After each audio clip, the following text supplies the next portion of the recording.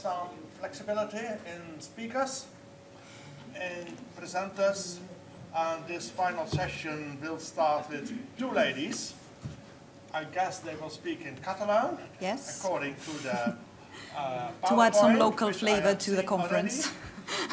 So I'm happy that in this multilingual setting, also the regional, in terms of the language of this environment, is the language of scientific exchange of views. I'm not going to make the jokes on the Montserrat or the Puigdevall. You can imagine that yourself. But each of you has around 10-12 minutes for the presentation, and then we have some short questions. It's you who's going to start? She starts first, yeah. It's Montse who's going to start. Please, the floor is yours. Thank you very much. Moltes gràcies. Thank you very much. Before starting, I would like to put into context the presentation that we're going to make, because surely you have seen my CV and you don't really see that mine is coincident with that of Maite. I'm a psychologist, and maybe you thought that I'm a psycholinguist. No, or neuropsycholinguistic. No, nor am I that. My area in psychology is behavior science and social psychology, but my reason is thanks to an invitation from Michael Strubel and Maite for me to explain some of the strategic lines of the university in relation to multilingualism. So I'm not here as a psychologist, but as someone working for the Deputy Rectorate for postgraduate studies and responsible for multilingualism, which is in fact on the floor below where we are right now.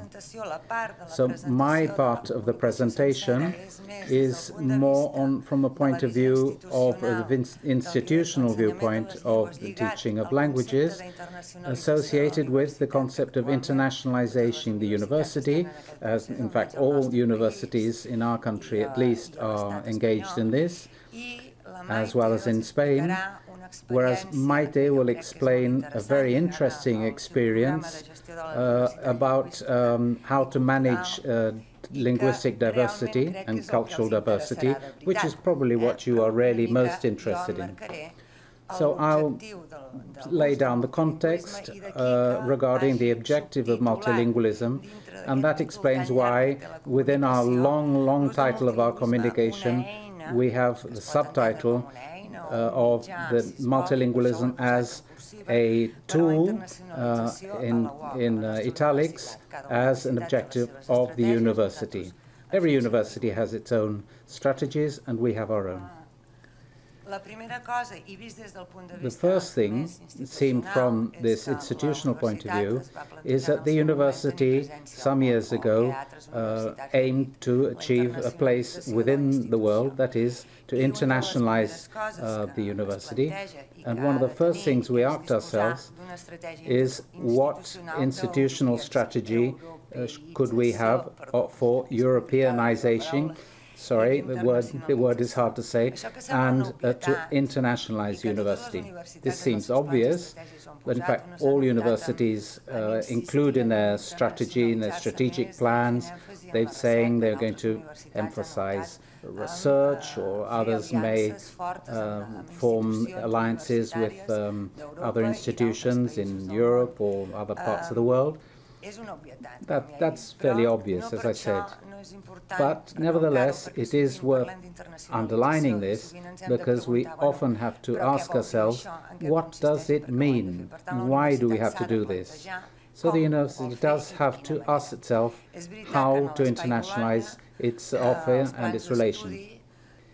Within the curricula, many courses include international kinds of competencies and skills, such as being able to work in groups in different contexts, and these contexts may be multicultural, or they may involve people of different social origin or different nationalities. But these transversal skills often remain written on paper, but then people forget about them. And the staff, obviously, legitimately, because we don't have enough resources often, we often forget about them and about these international skills as well. So the university has this important challenge to train its students efficiently and effectively so that they can work in European and international contexts. To attain this objective, from our point of view, I'm not trying to say what other universities have to do, we designed a few strategic aims, and what I'm doing is just to present a selection of these in order to make it easier to understand the overall view that we are carrying out. Firstly, our teaching, our courses have to have an international European overview. So we aim to develop programs jointly with other institutions in other countries and other courses.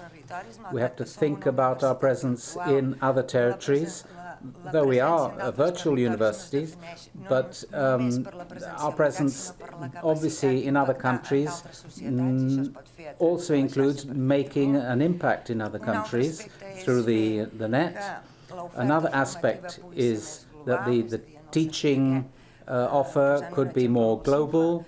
And to take a simple example, when designing courses, does it make sense to talk about educational policies and to offer it internationally? Perhaps we would need courses designed for each particular country.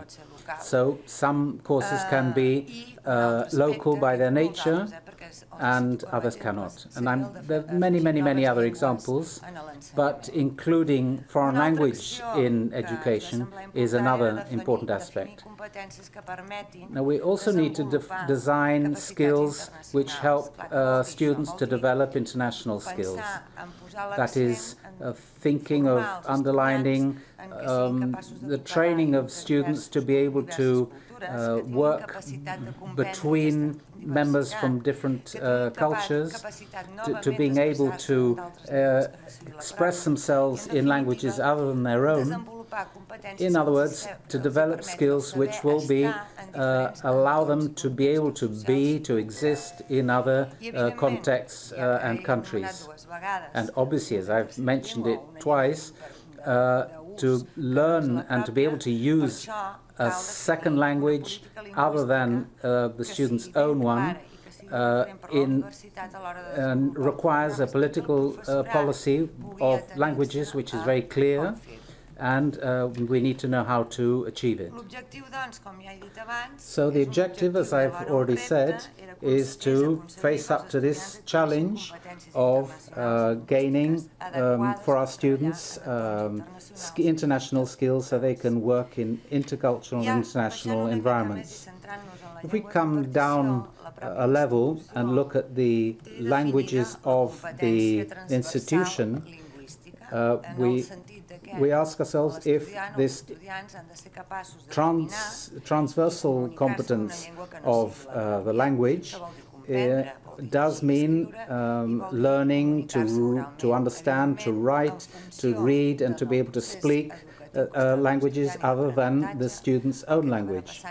What will happen in the end is that the student will have different skills, levels of skill at different levels. So at degree level, we will require one particular level, but if they carry on to postgraduate studies, they can specialize their knowledge thereafter.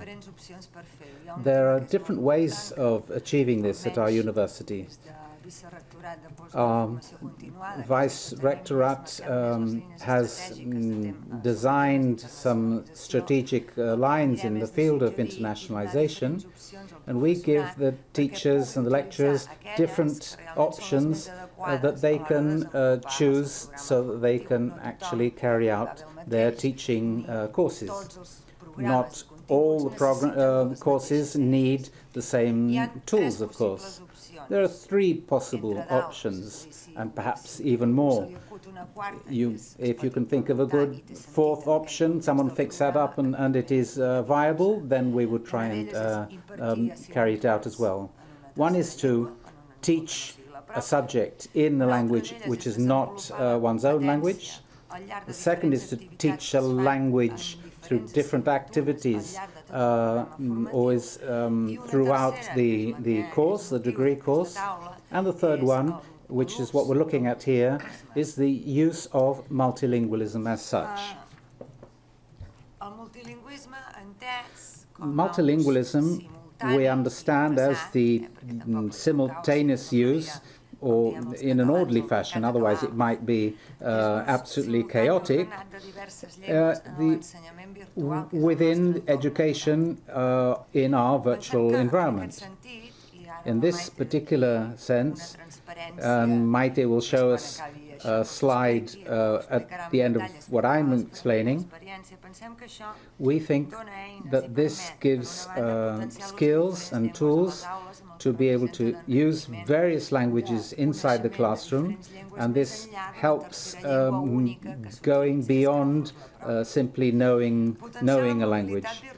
We want to promote virtual mobility. This concept seems contradictory, but if you look at it from the point of view of students from different countries sharing the same virtual classroom and have the opportunity to speak each student in their own language and to have the tools to be able to translate and to know what the others are saying in their languages, obviously this is highly enriching. And even if you move physically from Spain to the UK, where you might only be able to learn languages like French, English, and other languages in the same environment. Maite will talk more about this. But with the right tools and with good management by the teachers, it is possible to achieve this level of sophistication in the classroom. The other option is to be able to give more global knowledge, depending on what the course is about, which can help to understand linguistic diversity and cultural diversity. Not only, of course, by the students themselves, but by the staff, because in cooperating and interacting inside the classroom, the advantages are in both directions. I just wanted to give you here this overall framework of what the U.O.C. is trying to do, developing in the direction of multilingualism. And Maite is now going to explain a good example of the practical application of this aim.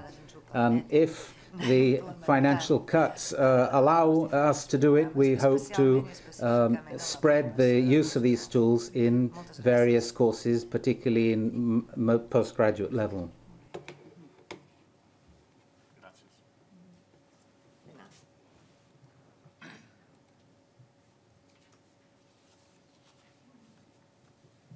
Moltes gràcies.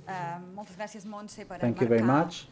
Thank you very much, Montse, to give us this framework of virtual education and the day-to-day practice that the teachers here have for finding imaginative uses of the tools that we have to achieve the objectives that the university has laid down. We've seen these plans that Montse has explained, and the teachers use the tools that the university has designed to produce courses and knowledge. Within this general framework, which of course is a virtual universities framework.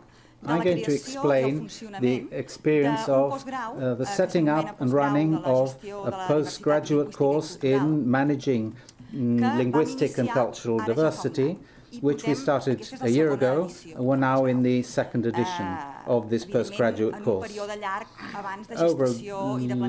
Obviously, we started the course after a long period of preparing and designing the course.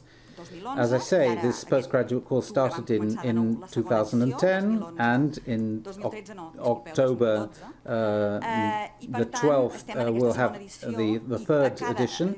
We're now in the second edition then, and in each edition we introduce improvements by evaluating the course and then adding and improving on the basis of the feedback from students and staff, and also with the help of our technical staff. The course was designed thanks to a grant from Lingua Mon U.O.C, the chair in multilingualism, one of whose aims is to develop material and courses for training in multilingualism and to create knowledge and a public discourse on the subject of multilingualism in our society.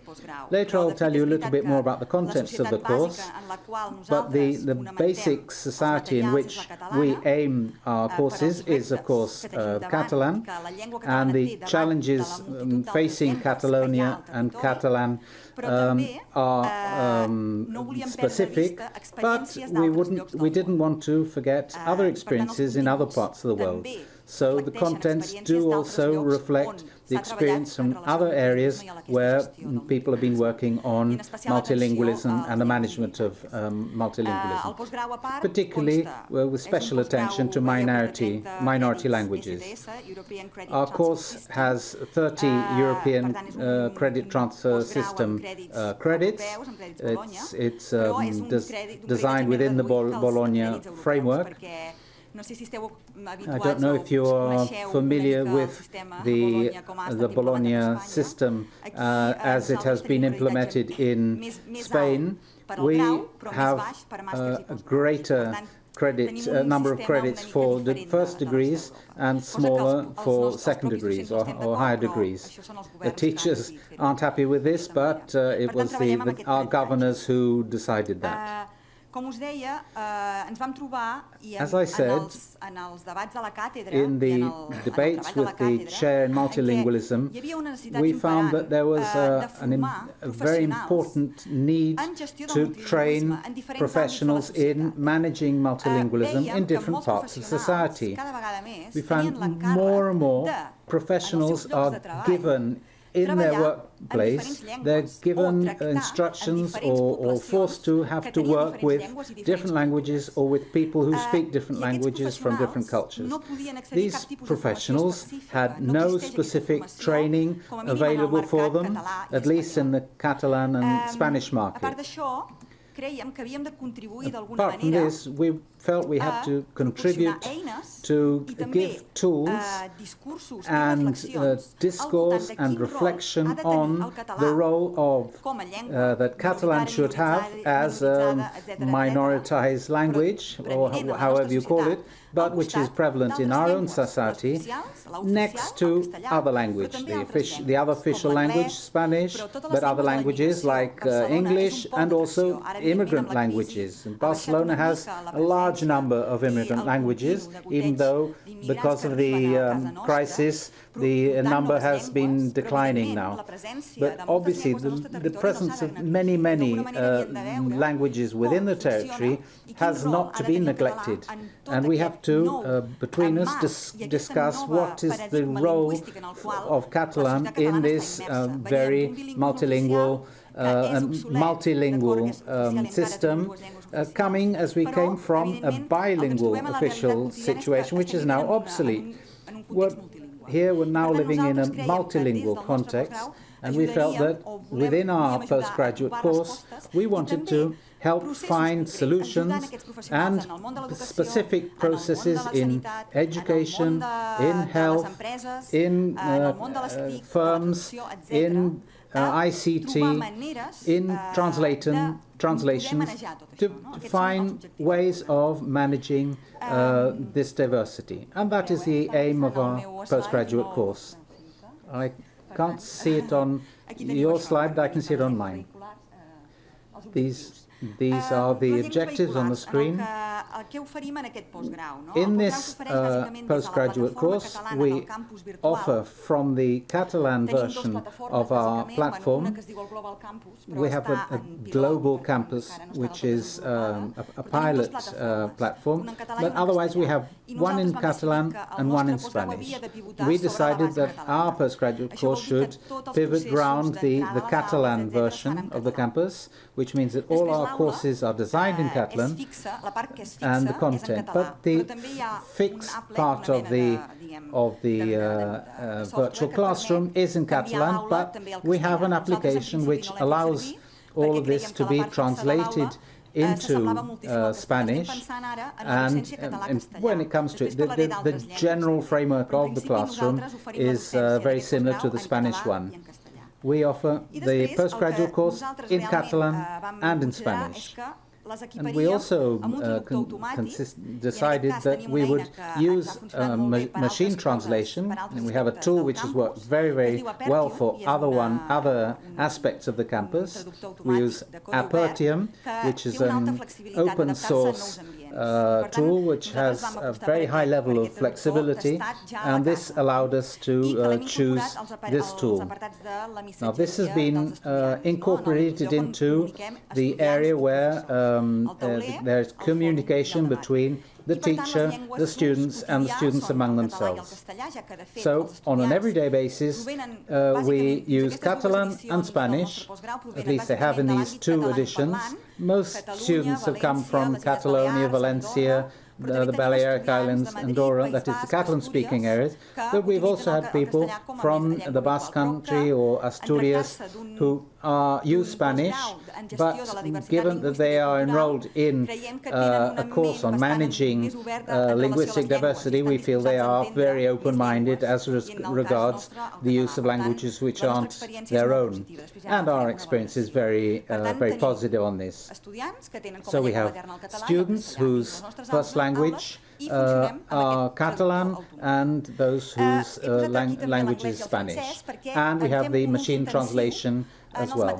But we also have teaching material that has to be read by the students, and this is in English and French, and all students have to be able to work in one or other of those two languages. And they have to do their essays on the basis of this background knowledge, even though they will have to write their work in Catalan or Spanish. I'll talk a little bit about Apertium. It's an open source tool, platform, which allows the source of any message to decide to translate a message, and the recipient can also decide that. If as an emitter of a message which you have translated automatically, you can edit that outcome before you send it. Obviously, we all know that machine translations are not 100% reliable. It's a useful tool, but the quality of language has to be polished. And the student can also translate if he or she needs it. If he or she understands the language, the message, then there's no need to translate it. I don't know if you can see very clearly on the screen, on the right. If you look at the screen, you can see what our virtual classroom looks like. There's a little little button which you can press to have translations done. There's a place for the translated text above the original text. So you can translate, underline. It's a very flexible tool. And here you have the image as seen by the recipient of the message. If the recipient doesn't understand the message, again, on the right they have a button which they can press to see the automatic translation. Outside the classroom, we also have a blog where we post information for the students. And hang on a second, can you open it? There we are down there. And you can see that this blog is to inform inform news and information to students. They can do the same. And it has a button that allows you to translate any text. Obviously here, Catalan and Spanish, in both cases, the quality of the translation will be good because the two languages belong to the same family.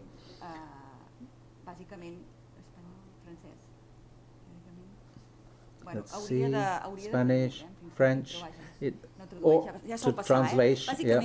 Basically, you can translate the post, but the outcome is not excellent, but it allows the reader to understand what is going on. Let's carry on then.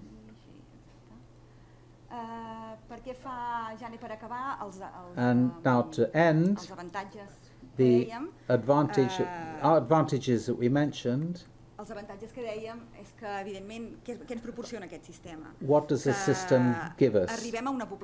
Well, we reach a wider population because we in fact market our products throughout Spain, and we would like to expand this postgraduate course internationally. Naturally, this model allows us not to have to split the students into different classrooms. Now we have an Irish student whose Catalan is good, and he is giving us an added experience in terms of knowledge of other areas. And of course, each student can choose his own or her own language to communicate with the rest of the class and with the teacher. You have to bear in mind that the time devoted to his work by the teacher is greater because they have to supervise the translation of the text that they write. And the other issue, of course, is the quality of the outcome. So these are things that have to be borne in mind when using machine translations. Well, let's finish. What conclusions can we reach? In these, up to now, in these two editions, the students have evaluated the machine translation tool very highly, even though we're all very aware that it can be improved. And we've been looking through texts and trying to improvement for future editions. Most students end up not translating between Catalan and Spanish, particularly to Spanish, unless they are texts which are very long or texts which are very complex. These obviously we're talking about people whose language is Spanish. And finally, in terms of conclusions and challenges for the future, the teaching is basically in Catalan and Spanish. We will also use texts in English and French, but now we're in new projects to create an Erasmus Mundus network with other master's degrees and postgraduate courses on managing linguistic diversity, both within and outside the European Union. This will be a big challenge for language because we'll also have to be working in English and probably French, and our machine translations will be put to the test. This is an important challenge for the future, but we're confident about the future. That's basically what I wanted to explain. Thank you very much.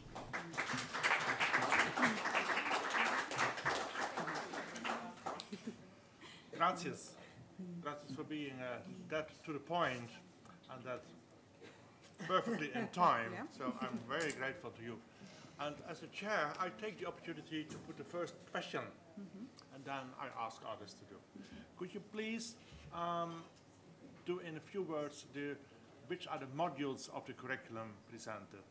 And secondly, do you have some figures on the enrollment of students over these 2 years?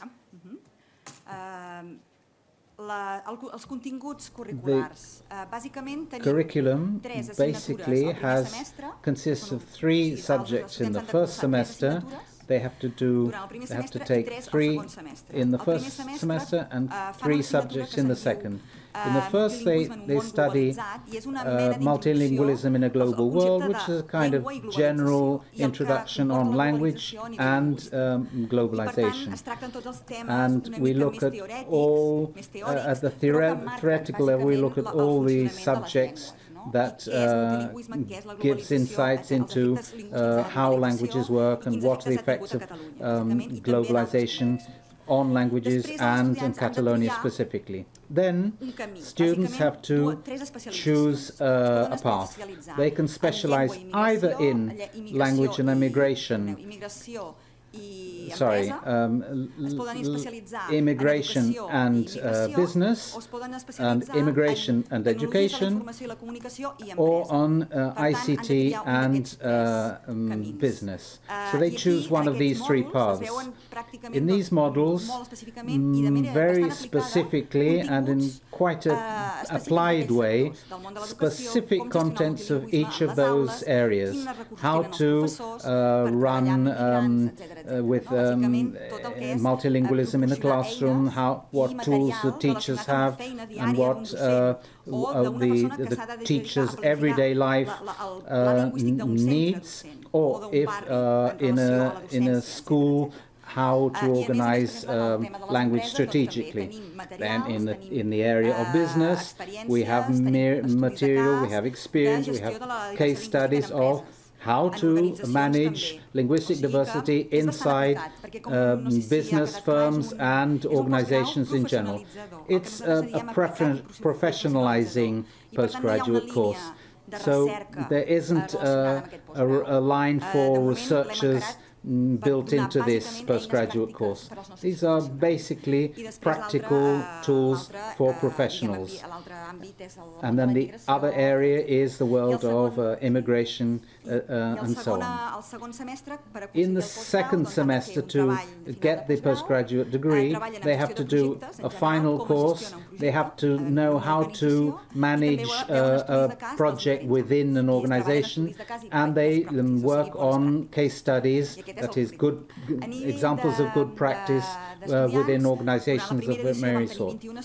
We had 21 students in the first edition, and we have 19 in the present edition. And they obviously specialize in along different paths. Thank you very much. That's it. There's some time left for other questions. Whom of you would like to have the floor for a question? Don't hesitate. Don't hesitate. They are so eager to give you the right answers. Yes, Glenn, please. Wait for the microphone, please. One of the things that's come up across several of the meetings we've had is this idea of language errors, correct language, which takes you back to language purity, all of this. And it seems to me that what the people, certainly in Udine, was saying was we need to get away from that.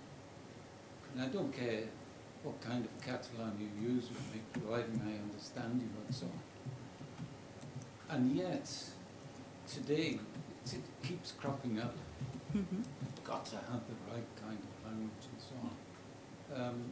What value does that have in Sí, entenc molt la seva pregunta Yes, en relació I a la understand qualitat your de la question llengua. in terms of Realment estic quality of the d'acord amb language. vostè quan I'm diu basically que el més in important, agreement with you, sobretot en contextos, because a més de the llengües most important thing, minoritàries o particularly in minoritzades, contexts of el més important és parlar minoritized la languages, llengua. is El to que passa talk és que, about com vostè languages. sabrà, But la as you llengua es pot know, parlar a diferents languages registres. can be spoken El registre in informal, different registers, registre in familiar, informal un registre register, més d'àmbits family, formals, informal, or more formal la registers. universitat Traditionally, the university que l'ús has del been llenguatge a place ha where d'adaptar-se a un ús the formal. use of Per tant, language has venim to be d'aquesta adapted tradició, to venim de la a tradició formal de register. l'ús That is our tradition. We were brought up in this tradition, de registre A and en el món de la universities universitat. therefore I per tant, use this aquí high jo crec que register, és formal on register. realment This is hem de where fer we èmfasi really que es have to tracta de emphasize registres. that we're Sí, talking un about parlant registers, pot adquirir that a diferents speaker registres de la can llengua. acquire different I jo registers no of dic pas language. que no I'm not es pugui saying utilitzar la llengua that de you manera més o can't menys errònia use o de més o menys language manera més o more or menys less incorrectly, interferències or lingüístiques more or d'altres less llengües with a un tipus de interference from other registre. languages in Però, any given evidentment, crec que register. en l'àmbit But universitari evidently, I tenim una believe funció that també we have de a responsibility formar els at nostres estudiants en un tipus university de level registre, el to be registre de able llenguatge to acadèmic. train students I to be venim able d'aquí, to d'on use venim. Això no treu que no es pugui academic utilitzar language la in a llengua formal de register. diferents maneres en altres That doesn't registres. mean in other Simplement registers que we can estem use en languages aquesta in other manera de ways. pensar a nivell But we are in this context where lingüístics. we really talk about linguistic registers. Mikael. Can I, from psychology, answer you as well? I think a message is effective if it's credible. And for many people, a message with mistakes in it gives the impression that the person who is emitting that message is not credible or is not reputable. And I think this is important for academics, certainly. I'm trying to describe how people react to incorrect language. When I get a letter from my bank which spells words wrong, I think maybe I should change my bank. But I can change my bank for many other reasons as well. Okay? Thought you didn't have any Okay. Thank you very much. Before we go into financial details, I would like to thank once again the both of you for your excellent contribution.